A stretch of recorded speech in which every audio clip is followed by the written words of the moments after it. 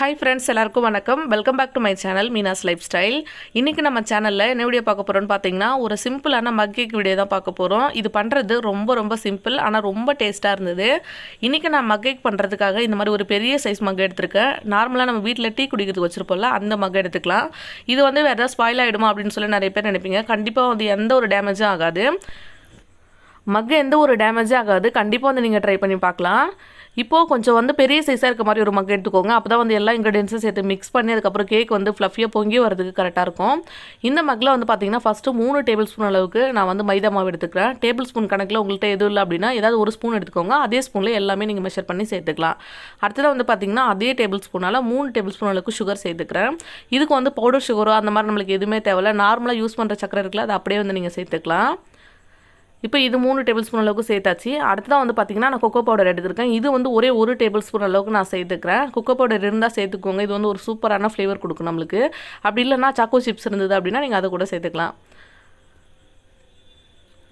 இப்போ இது கூடவே வந்து பாத்தீங்கன்னா ரீஃபைண்ட் ஆயில் சேர்த்துக்கிறேன். சன்ஃப்ளவர் ஆயில் தான் நான் சேர்க்கிறேன். இது வந்து ஒரே 1 டேபிள் ஸ்பூன் அளவுக்கு சேர்த்துக்கோங்க.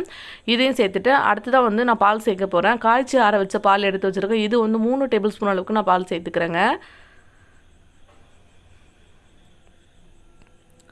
ஸோ நான் 3 டேபிள் ஸ்பூன் அளவுக்கு பால் சேர்த்ததுக்கு அப்புறமா பேக்கிங் பவுடர் எடுத்துருக்கேன். இது வந்து 2 பிஞ்ச் அளவுக்கு பேக்கிங் பவுடர் எடுத்துக்கோங்க. அடுத்ததான் பேக்கிங் சோடா. இது வந்து சோடா உப்பு. இது வந்து ஒரே 1 பிஞ்ச் அளவு எடுத்துக்கோங்க. உங்கள்கிட்ட பேக்கிங் பவுடர் இல்லை அப்படின்னா சோடா உப்பு மட்டும் இருக்குது அப்படின்னா அது வந்து 1/2 டீஸ்பூன் அளவுக்கு சேர்த்துக்கோங்க. அது மட்டுமே சேர்த்துக்கணும். ஸோ அடுத்ததாக வந்து பார்த்திங்கன்னா இது எல்லாத்தையும் இந்த மாதிரி நல்லா மிக்ஸ் பண்ணி எடுத்துக்கோங்க. இப்போ இது வந்து நல்லா ரெடியாக இருக்குது. மேலே எதுவும் மாவு இல்லாமல் கரெக்டாக வந்து இந்த மாதிரி ரெடி பண்ணி எடுத்து வச்சுருக்கேன். இப்போ நம்ம இது வந்து பேக் பண்ணி எடுக்க வேண்டியது தான். இன்றைக்கி வந்து நான் குக்கரில் தான் வந்து பேக் பண்ண போகிறேன். நம்ம ஃபஸ்ட்டே சொன்ன மாதிரி மக் வந்து எந்த ஒரு டேமேஜ் ஆகாது. உள்ளே இந்த மாதிரி ஒரு பிளேட் வச்சுக்கோங்க தூக்கி வைக்கிறதுக்காக. இதுக்கு மேலே இந்த மக் வச்சிடலாம். வச்சுட்டு சரியாக வந்து ஒரு 15 நிமிஷம் நீங்கள் பேக் பண்ணிங்க அப்படின்னா சூப்பராக நம்மளுக்கு ரெடி ஆகிடும். இது இந்த மாதிரி சென்டராக வச்சுட்டு கேஸ்கெட் எடுத்துகிட்டு விசில் எடுத்துகிட்டு நான் மூடி போட்டு வச்சுருந்தேன். சரியாக வந்து பார்த்திங்கன்னா ஒரு 15 நிமிஷத்தில் சூப்பராக வந்து ரெடி ஆகிடுச்சு. நல்லா ப்ளஃபியாக வந்துருந்தது. ரொம்ப டேஸ்ட்டாகவும் இருந்தது. இந்த மாதிரி ஏதாவது கத்தி வச்சு செக் பண்ணி பாருங்கள். உள்ளே வந்து ஒட்டி வரக்கூடாது. ஒட்டலாம் அப்படின்னா சூப்பராக ரெடி ஆயிடுச்சுன்னு அர்த்தம். வெளியில் எடுத்துடலாம்.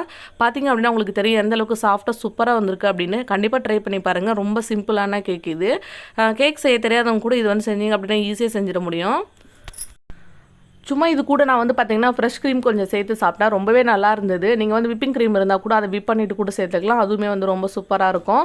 அப்படி இல்லைனா ஐஸ்கிரீம் கூட சேர்த்து சாப்பிட்லாம். ரொம்ப டேஸ்ட்டாக இருந்தது. ட்ரை பண்ணி பாருங்கள். குழந்தைங்களுக்கு ஈவினிங் ஸ்நாக்ஸாக ரொம்ப சிம்பிளாக ட்ரை பண்ணி கொடுத்து பாருங்கள்.